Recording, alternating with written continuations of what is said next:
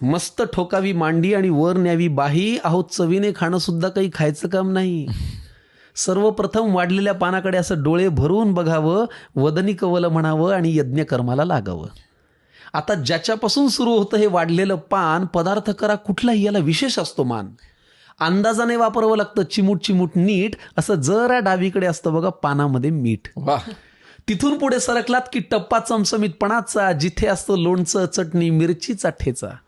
कितीही पथ्य असलं तरी हे खावंसं वाटतंच आणि भल्या भल्या खडकांच्या तोंडाला इथे पाणी सुटतंच.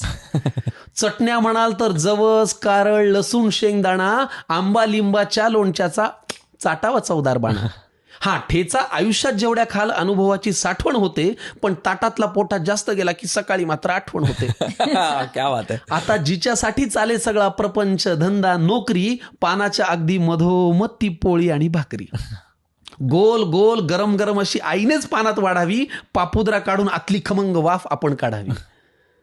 मग मनसोक्त जेवणाऱ्यांना मुळी नसतं डाएटचं कारण इथून पुढे येतं पानात ते चिंच गुळाचं वरण. मग बाजूला कोण आहे याची चिंता आपण का करावी, अशी वरणात पोळीत कुस करावी आणि फुरकी मारावी. किती छान. याशिवाय हे बिचारं पोट काय दुसरं मागतं. हा पण चांगली भाजी करायला मात्र कौशल्यपणाला लागतं. चिरलेली, निवडलेली, वाफवलेली किंवा भरलेली. काहींच्या घरी तीही पण असते हो, कालची थोडी उरलेली.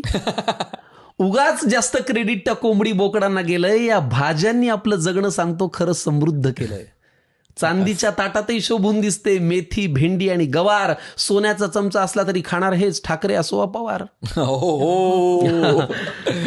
मग पुढे एकदा पोट भरलं की सुटतं हे अवघड जगण्याचं कोड. एकदा पोट भरलं की सुटतं हे अवघड जगण्याचं कोड. पण मन भरायला लागतं ना मंडळी या देहाला गोड.